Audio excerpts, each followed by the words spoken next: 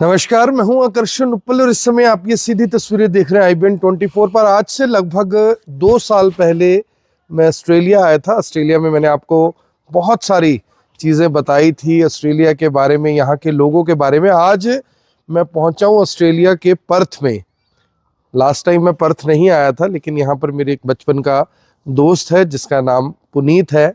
आज आपको उनसे भी मिलवाऊंगा, कब वो यहाँ पर आए, कैसे उन्होंने स्ट्रगल किया और स्ट्रगल करने के बाद आज वो किस मुकाम पर है। और पर्थ में आप देख सकते हैं कि ये एक एरिया है जहां पर मैं खड़ा हूं। ये जैसे हमारा घर होता है, कॉलोनी होती है, सेक्टर होता है, यहाँ की वो गली है और इसी गली में मैं इस समय खड़ा हूं। और आपको यहाँ पर दिखाई देगा कि आपको कोई सड़क पर ना तो खड्डा दिखाई देगा, ना यहाँ पर गंदगी दिखाई देगी, क्योंकि यहाँ पर जितनी रिस्पॉन्सिबल यहाँ पर पब्लिक है उतनी ही रिस्पॉन्सिबल सरकार है, और जितनी रिस्पॉन्सिबल सरकार है उतनी ही रिस्पॉन्सिबल पब्लिक है। आप देख सकते हैं कि यहाँ पर घरों के बाहर आपको गाड़ियां पार्क की हुई दिखाई देंगी और ये बिल्कुल सुरक्षित है, क्योंकि यहाँ पर वैसा एटमॉस्फेयर नहीं है कि आपने घर के बाहर गाड़ी खड़ी करी और गाड़ी घर के बाहर से चोरी हो जाए। मेरे जो दोस्त है पुनीत, उन्होंने मेरे आने से कुछ दिन पहले ही ये गाड़ी ली है, किया कार्निवाल, और इसके ऊपर उनका नाम का जो सरनेम है जैन, वो भी लिखा हुआ है, क्योंकि उनका नाम पुनीत जैन है। आप में से बहुत सारे जो दोस्त हैं वो जानते होंगे। पुनीत मेरे साथ है और ये उनकी प्यारी सी बेटी है और जिसका नाम एरा है। तो पुनीत, कैसे हो आप? सबसे पहले तो आपने एक बहुत अच्छा गेस्चर किया, उसके लिए आपका थैंक्स। Thank you. तो पुनीत करनाल के ही कैथल रोड पर जैन कम्युनिकेशन के नाम से मोबाइल की एक शॉप हुआ करती थी। मैं बहुत साल पहले इनके पास जाया करता था, क्योंकि मैं भी उस समय टेलीकॉम में हुआ करता था। इनकी मोबाइल की दुकान थी, तो ये मेरी काफ़ी मदद किया करते थे। और आज पुनीत इस घर में रहता है जो घर पुनीत का अपना घर है। और ऑस्ट्रेलिया में रहने के बावजूद पुनीत ने अपने मम्मी पापा का जो नाम है आज भी जिंदा रखा हुआ है। फादर इनके नहीं है, लेकिन मदर इनके अभी इंडिया में ही है। और RS जैन निवास आप देख सकते हैं, घर का नंबर 10 है और पुनीत ने ये अपना घर यहाँ पर बनाया। इनका क्या बिजनेस है पुनीत? सबसे पहले तो एक अच्छे जीवन जीने के लिए, एक क्वालिटी लाइफ जीने के लिए मैं आपको थैंक्स करना चाहूँगा। और आज आप हमारे साथ जुड़े, इसके लिए भी थैंक्स। आपने एक अच्छा घर, एक अच्छी कार, हालांकि 2 गाड़ियाँ आपके पास, वो आपने बनाई। तो जब आए थे, कैसे यहाँ पर पहुँचे थे, क्या स्ट्रगल था लाइफ का, आज क्या करते हैं और जीवन कैसा चल रहा है? नमस्कार। सबसे पहले तो मैं IBN के सभी दर्शकों का दिल से हार्दिक धन्यवाद करता हूँ कि वो मुझे आज देख पा रहे हैं, ये मेरा सौभाग्य है। और मैं आकर्षण का भी बहुत धन्यवाद करता हूँ कि उसने मुझे ये मौका दिया कि मैं कुछ लोगों को बता सकूँ, जिससे वो शिक्षित हो सकें या उन्हें नॉलेज मिल सके। यहाँ पर आने पे जो हमने स्ट्रगल फेस किया है वो कैसे फेस किया है, और उससे कुछ ज्ञान मिल सके, जिससे उनके जीवन के प्लान बन सके कि हाँ, हमें वहाँ पर जाके किस कामों के लिए तैयार रहना चाहिए और कैसे रहना चाहिए। क्या हमने नहीं सोचा होता और वो हो जाता है। हाँ, तो मैं 2013 में पर्थ में आया था और उस दिन से जो पहली जॉब मैंने यहाँ पे आके की तो वो एक कार वॉश कंपनी में की। तो आने के बाद में कार वॉश में जॉब की, 2-3 साल जब उसमें जॉब की तो उसी को ही अपना प्रोफेशन चूज़ कर लिया। ऐसा नहीं था कि वो मेरी मजबूरी थी। कभी कभी मजबूरी आपका इनकम ऑफ सोर्स बन जाती है, और सॉरी, उस इनकम ऑफ सोर्स से आपको लगता है कि नहीं, मैं इसमें अपना जीवन की खुशी ढूंढ सकता हूँ। तो मैंने उस व्यवसाय से अपने जीवन की खुशी ढूंढी और काफ़ी समय काम करने के बाद में फिर मैंने उस कंपनी में काम सीखा, फिर मैनेजर बना, फिर उस कंपनी की फ्रेंचाइजी ली, फिर उसी कंपनी को मैंने ओवरटेक करके उनके कुछ बिजनेस अपने नाम पे किए। तो आज मैं एक इंडिपेंडेंट बिजनेस तो उस कंपनी ने आपको सेल आउट कर दिया वो बिजनेस? हाँ, ऐसा कुछ? हाँ जी। तो काफ़ी अच्छा सफ़र रहा और मैं सबसे यही कहूँगा कि स्ट्रगल इंडिया में भी वही है और यहाँ पर भी वही है, पर हम इंडिया के स्ट्रगल को यहाँ से कंपैरिजन नहीं कर सकते, क्योंकि यहाँ पे अगर आप बहुत अच्छी मेहनत करते हो तो आपको बहुत अच्छा कुछ जीवन में मिलता भी है। पुनीत, जब आप आए थे, आजकल क्या होता है कि लोग बहुत क्रेजी हैं विदेश जाने के लिए, चाहे उनको ऑस्ट्रेलिया का वीज़ा मिल जाए, चाहे कनाडा का मिल जाए, कहीं का भी मिल जाए, नहीं मिलता तो वो डोंकी मारकर अमेरिका चले जाते हैं। तो लोग किस सोच के साथ यहाँ पर आते ही हम करोड़पति बन जाएंगे, आते ही हम यहाँ पर बहुत सारा पैसा कमा लेंगे, अपना घर ले लेंगे, अपनी शानदार गाड़ी ले लेंगे, क्या ये सब कुछ इतना आसान है? नहीं, आसान तो देखो बिल्कुल नहीं है। इंडिया में भी अगर आप बिजनेस करते हो तो ऐसा नहीं है कि अगर 100 बिजनेस कर रहे हैं तो 100 के 100 सक्सेसफुल हैं। उन 100 में से कोई 10 बहुत ज़्यादा सक्सेसफुल होते हैं, 50 स्ट्रगल करते रहते हैं, 40 ऐसे होते हैं जो गुजारा भी नहीं कर पाते। पर यहाँ पर ये है कि अगर आप थोड़ी सी भी अच्छी मेहनत करते हो तो आप अपनी गुजारे वाली ज़िंदगी से बहुत अच्छा जीवन जी सकते हो। लाइफस्टाइल अच्छा हो जाता है, बहुत अच्छा, जो इंडिया में तकरीबन ना के बराबर है। मुझे एक चीज़ और जाननी है कि इंडिया हमारी यानी कि मातृशक्ति है, हम लोग देश से बहुत प्यार करते हैं, आप तो हर साल 2 साल में आते रहते हैं वहाँ पर। क्या फ़र्क है वहाँ के एडमिनिस्ट्रेशन में, यहाँ के एडमिनिस्ट्रेशन में, वहाँ की पुलिस में, यहाँ की पुलिस में? जब आप आए थे स्टडी वीज़ा पे आए थे, आज आप सिटीज़न हैं यहाँ के, कितनी बार रिश्वत दी आपने सिटीज़न होने के लिए, पीआर होने के लिए, घर खरीदने के लिए, नक्शा पास करवाने के लिए, गाड़ी के काम में? क्या डिफरेंस देखते हैं, कितनी करप्शन है यहाँ पे? नहीं, मैं करप्शन से तो बिल्कुल भी सहमत नहीं हूँ। यहाँ नहीं है? बिल्कुल भी सहमत नहीं हूँ।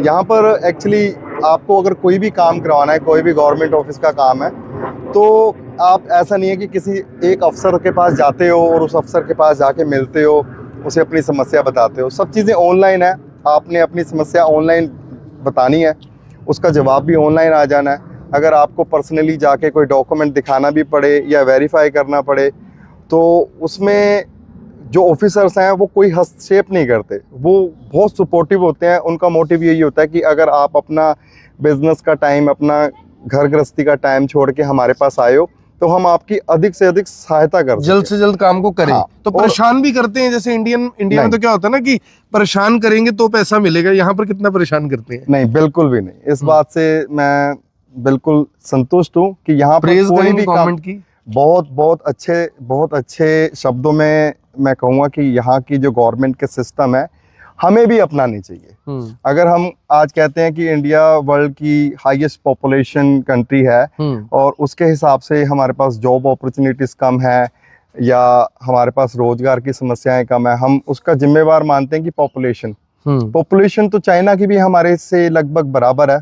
पर आज पूरा वर्ल्ड चाइना की हर एक आइटम से प्रभावित है। आपके घर की कोई भी ऐसी सामान, कोई भी ऐसा त्योहारों का सामान ऐसा नहीं है जो चाइना नहीं बनाता और उसको पूरे वर्ल्ड में डिस्ट्रीब्यूट नहीं करता।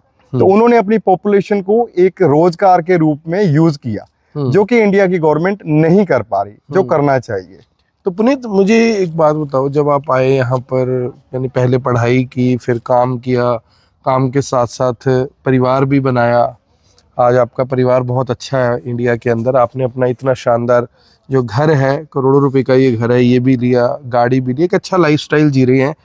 क्या आपके बच्चे सुरक्षित हैं? क्या आपके बच्चों को वो माहौल, वो सिक्योरिटी, वो एक अच्छा फ्यूचर मिल पा रहा है जो सोचकर आप आए थे, जैसा इंडिया में लोग नहीं सोच पाते? हाँ जी, अब मैं बिल्कुल संतुष्ट हूँ। जब आया था देखो तब तो ऐसा नहीं था कुछ कि भी हमारा यहाँ पर फैमिली का क्या होगा, क्या नहीं होगा, ये गवर्नमेंट, ये देश हमें अपनाएगा या नहीं अपनाएगा। पर मुझे ये बात कहते हुए बड़ी खुशी होती है कि यहाँ के लोगों ने हमारा खुले हाथों से, खुले दिल से स्वागत किया, अपने साथ में जॉब में अपॉर्चुनिटी दी। अगर आप डिजर्विंग हो तो उन्होंने हमें, हमारे काम को, हमारी मेहनत को हमेशा सराहाया है। यहाँ पर मैं एक एग्जांपल देता हूँ। मैं जिस जगह पे मेरे बिजनेस है वो एक हॉस्पिटल है और उस हॉस्पिटल में लगभग 40,000 से ज़्यादा लोग काम करते हैं। उसमें जो जितने अच्छे से अच्छे डॉक्टर्स और सर्जन्स हैं, जो बहुत बड़े हैं, वो 90% सारे इंडियंस हैं। तो मैं ये नहीं कह सकता कि तो इंडिया ने यहाँ की इकोनॉमी में बहुत बड़ा योगदान दिया, ऐसा कह सकते हैं? इंडियन लेबर में नंबर 1 है, इंडियन इंफ्रास्ट्रक्चर के बिजनेस में नंबर 1 है, इंडियन गवर्नमेंट जॉब जो यहाँ पर है उसमें नंबर 1 है। पुलिस में भी है यहाँ पे बहुत ज्यादा संख्या में, पुलिस में इंडियंस बहुत है। जो यहाँ की नॉर्मल ग्रोसरी शॉप्स हैं, जो गवर्नमेंट से रिलेटेड बिजनेस है, उनमें इंडियन नंबर 1 है। टॉप के जो अच्छे बिजनेस है उनमें इंडियन नंबर 1 है। इंडियन ने अपना आइडेंटिटी बनाई है यहाँ पे। हाँ जी, बहुत अच्छे से अभी आपकी वो बेटी, वो देखिए वहाँ खड़ी है, सड़क के उस पार खड़ी है और सामने से वो देखिए गाड़ी आ रही है। अब ये बच्चा आ गया क्या आपको कभी लगता है कि बच्चे के साथ कोई इंसिडेंट हो जाएगा, नहीं। कोई एक्सीडेंट हो जाएगा, बच्चे को कोई किडनैप कर लेगा, नहीं। कुछ ऐसा कभी लगता है? नहीं, क्योंकि देखो जब आप यहाँ पर ड्राइव करते हो, जब आपको यहाँ पे ड्राइविंग लाइसेंस लेना पड़ता है, तो सबसे पहला रूल ही ये सिखाया जाता है कि आप ही रिस्पॉन्सिबल हो हर चीज के डैमेज के। अगर सड़क पर कोई चीज आ रही है या जा रही है तो उसकी सुरक्षा की जिम्मेवारी आपकी, जो गाड़ी चला रहा है। हाँ, देखो जो खड़ा है उसकी तो समस्या और उसकी तो जिम्मेवारी बनती ही बनती है, पर ड्राइवर की वो सबसे ज्यादा मानते हैं, क्योंकि वो हाई रिस्क पे है।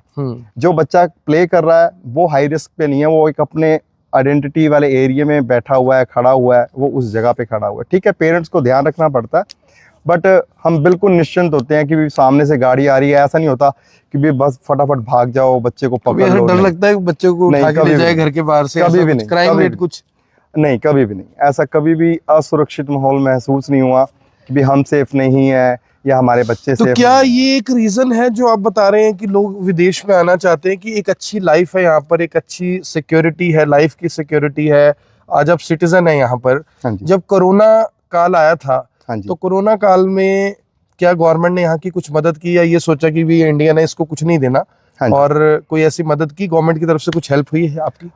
मैं इसमें अपना एक पर्सनल एक्सपीरियंस शेयर करूंगा, जो कि बहुत बड़ा एक्सपीरियंस है। जब कोरोना काल यहाँ पर आया तो उस समय यहाँ की गवर्नमेंट ने देखा कि हमें अपने इस इंफ्रास्ट्रक्चर को मजबूत करने के लिए ऐसा क्या करना चाहिए कि हमारी इकोनॉमी कोरोना से इम्पैक्टेड ना हो। तो एक छोटा सा उदाहरण देता हूँ। उस समय पे मैं अपना घर बना रहा था, जिस घर पे आप अभी खड़े हो, मैं ये घर उस समय बना रहा था, तैयार हो रहा था, प्लॉट लिया था अभी प्लॉट लिया था। तो यहाँ पर ऑस्ट्रेलियन गवर्नमेंट की एक पॉलिसी है कि जब आप कोई भी परिवार, कोई भी सिटीजन परिवार अपना, या कोई भी पीआर परिवार अपना पहला घर बनाता है, तो उस घर के बनाने पे यहाँ की गवर्नमेंट आपको अपनी तरफ से $10,000 की एक ग्रांट। $10,000 यानी लगभग 5.5 लाख रुपए? लगभग 5.5। तो रिश्वत भी लेते हैं कुछ उसमें? नहीं, वो सब चीजें ऑनलाइन होती हैं, आपको कोई भी एफर्ट नहीं करना पड़ता। जो आपका प्रॉपर्टी ब्रोकर होता है वही आपके डॉक्यूमेंट्स फाइल में लगाता है, गवर्नमेंट में जाते हैं, गवर्नमेंट से वहां से अप्रूव्ड होकर वो उसकी जिम्मेवारी है।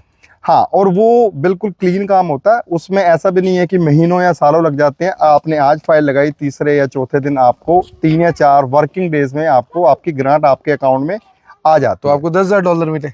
नहीं, यही एक विडंबना। हाँ, यही एक बहुत अच्छा सवाल है, क्योंकि उस समय कोरोना काल था, तो यहाँ की गवर्नमेंट ने फर्स्ट टाइम, ये आज तक के ऑस्ट्रेलिया के इतिहास में कभी भी नहीं हुआ, और शायद मुझे नहीं लगता कि ऐसा होगा। मैं चाहता हूं कि ऐसा हो, ताकि जैसे मुझे फायदा मिला है किसी और को भी मिले।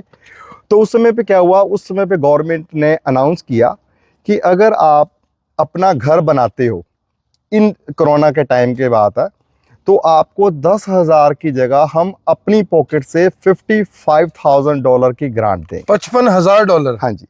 और जब ऐसा हुआ तो आप यकीन मानो, हमारी खुशी का कोई ठिकाना ही नहीं था, क्योंकि वो कहते हैं ना कि सड़क पर पड़ा हुआ ₹1 का नोट भी अगर मिल जाए तो हमें लगता है कि यार वाह, मेरी किस्मत अच्छी थी आज कि मुझे ₹1 मिल गया।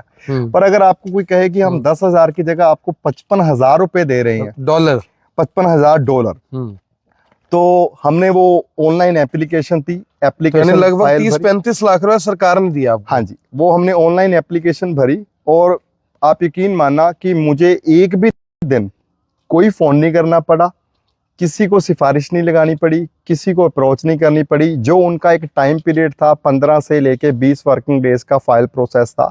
मेरा जो $55,000 की ग्रांट थी वो अप्रूव हुई। कोई इंस्पेक्शन भी हुई उसके लिए? नहीं, कोई इंस्पेक्शन नहीं। सिर्फ उन्होंने जो प्रॉपर्टी के डॉक्यूमेंट मांगे कि हाँ, हमें ये प्रूफ दो कि आप मकान बना रहे हो। तो यानी कि सरकार विश्वास करती है लोगों पे? फ्रॉड लोग भी नहीं करते और सरकार भी विश्वास करती है। बिल्कुल। और वो $55,000 मुझे मेरे अकाउंट में कैश मिला है, बिना किसी इंस्पेक्शन के, बिना किसी अप्रोच के, बिना किसी सिफारिश के। मैं ये नहीं कह सकता कि मैंने किसी को ₹1,000 दिए या 500 या ₹50 भी दिए। कोई रिश्वत नहीं दी? नहीं। तो इसके अलावा सरकार ने कुछ वैसे हेल्प की, क्योंकि आप यहाँ पे सिटीजन थे, कोरोना आ गया था, बिजनेस इम्पैक्टेड हुए थे, शॉप पे कोई यानी कि एम्प्लॉय नहीं आ रहा था, एम्प्लॉयज की आपकी कोई मदद की सरकार ने? हाँ जी, उसमें बिजनेस में भी यहाँ की गवर्नमेंट ने बहुत अच्छी हेल्प की। जैसे एक अनदर उदाहरण देता हूँ कि जैसे मेरे बिजनेस हैं वो रेंट बेस पे हैं। तो उन्होंने कहा कि अगर आप रेंट नहीं दे सकते तो उन्होंने 50% रेंट रिड्यूस कर दिया कि आपको एग्जाम्पल के तौर पे अगर आप $5,000 रेंट देते हो तो आपको $2,500 रेंट गवर्नमेंट वेव ऑफ करती है। वो $2,500 रेंट गवर्नमेंट ने हमारे ओनर को दिया। क्या बात है। और उसके अलावा जो आपने 2,500 रेंट देना भी है उसमें से भी आपने 50% रेंट अभी देना है और 50% रेंट आपने 2 साल के अंदर देना है। अगर आप कैपेबल नहीं हो कि भी मैं बहुत ज्यादा तो रिलैक्सेशन दिया। हाँ, उसके अलावा अगर आप रेंटल प्रॉपर्टी पे हो तो रेंटल प्रॉपर्टीज पे भी आपको रिबेट दिया कि अगर आप $500 रेंट पे कर रहे हो तो आपको सिर्फ 250 ही पे करना है। तो खाने पीने के लिए कुछ, जैसे आप मंथली हफ्ते का जो भी कमाते थे, कुछ उसमें आपकी या आपके एम्प्लॉयज की मदद की? हाँ जी, जो एम्प्लॉयज काम नहीं कर सकते रहे कोरोना की वजह से, अगर कोई रिस्ट्रिक्शन थी तो उनको उनके घर पे बैठे पैसे मिले। कितने पैसे दे देते थे? वो डिपेंड था कि वो कितने कमा रहा है। हाँ, वो कितने कमा रहा है, उसका जो पे स्लिप्स कितनी थी पिछले 3 महीने की, वो उसके बिहाफ पे उन्होंने। तो इसका मतलब ये माना जाए कि जो टैक्स पेयर है, हाँ जी, जो टैक्स गवर्नमेंट को पे करता है, चाहे वो कोई एम्प्लॉय है, प्राइवेट कंपनी का एम्प्लॉय है, कोई बिजनेसमैन है, सरकार ने उस हर आदमी का ध्यान रखा जो टैक्स पेयर था। हाँ जी, बहुत अच्छे से। उसके अलावा देखो, जैसे आपको पता है कि यहाँ पर एक सुपर एनुवेशन की एक पॉलिसी होती है, जैसे जिसको हम कहते हैं कि जब आप बूढ़े हो जाओगे तो आपको सरकार यहाँ की पेंशन देती है, जो इंडिया में भी है सिटीजनशिप की। तो उन्होंने उनको भी हेल्प की। उनको क्या हेल्प की कि आपको वो पैसा जो 68 ईयर के बाद मिलना था, आपको $10,000 स्टेट अवे मिल गया।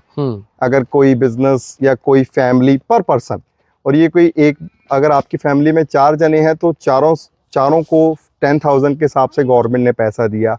उसके अलावा आपके घर की जो इलेक्ट्रिसिटी है उसमें उन्होंने अपनी तरफ से एक क्रेडिट ऐड ऑन किया, लगभग $700 क्रेडिट ऐड किया। अगर आपकी गैस है, गैस में $200 का ऐड किया। अगर आपकी वाटर सप्लाई है तो उसमें भी उन्होंने आपके अकाउंट में पैसा ऐड कर दिया सारा।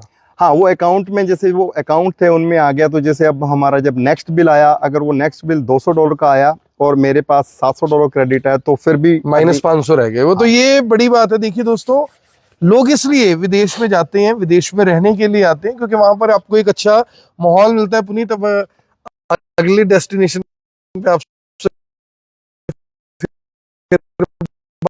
बात करेंगे। 20 मिनट के आसपास का ये वीडियो हो गया। आपने बहुत रिलायबल इंफॉर्मेशन दिया। मैं आपको फिर से दिखाना चाहूंगा कि जो नौकरी बिजनेस यानी कि इस समय घर पर है, वो अपने घर पर बैठे हुए हैं। शाम को भी कई बार लोग बैठ जाते हैं। और सड़कों का आप देखिए दोस्तों, जिस जगह पर अगर आप इस सड़क को हाथ लगाएंगे तो ये क्वालिटी रोड है। यहाँ पर आपको कोई खड्डा नहीं दिखेगा, कोई पानी सड़क पर नहीं दिखेगा। हर चीज बहुत ही सिस्टमेटिकली वे से होती है। और यही शायद रीजन है कि हर कोई आदमी आज यानी कि चाहता है कि वो एक बार विदेश जरूर जाए। अगर मौका मिले तो विदेश में जरूर रहे। मेरी आप सभी से अपील, इस वीडियो को सभी तक पहुंचाएं। कैसी यहाँ की लाइफ है, कैसा यहाँ का स्ट्रगल है। किसी और स्ट्रगल के बारे में भी मैं पुनीत से जरूर बात करूंगा कि जब वो यहाँ पर आए, शुरू में क्या जो एम्प्लॉयर होते थे जिनके पास ये काम करते थे, क्या किसी तरह का वो शोषण करते थे या आज करते हैं, और जो लोग यहाँ पर काम करते हैं आखिर वो कितने पैसे महीने के कमा लेते हैं, और क्या वो पैसे कमाकर एक अच्छा घर, एक अच्छी गाड़ी, एक अच्छा जीवन जिया जा सकता है। सरकार की ओर से उनके बच्चों को, उनके परिवार को किस तरह की मेडिकल या एजुकेशन फैसिलिटीज मिलती हैं, इसके बारे में बात करेंगे। पेट्रोल डीजल का क्या रेट है, गाड़ियों की इंस्टॉलमेंट कितनी है, बैंक्स कितना ब्याज लेते हैं, इन सब के ऊपर बात करेंगे पुनीत से अगली डेस्टिनेशन के ऊपर। मेरी आप सभी से अपील, जो भी लोग इस वीडियो को देख रहे हैं इसे साथ के साथ जरूर शेयर करें। IBN24 आज ऑस्ट्रेलिया के पर्थ में है और मैंने आपको एक बहुत ही रिलायबल इंफॉर्मेशन दी है जो आप सभी के बहुत काम आ सकती है। धन्यवाद।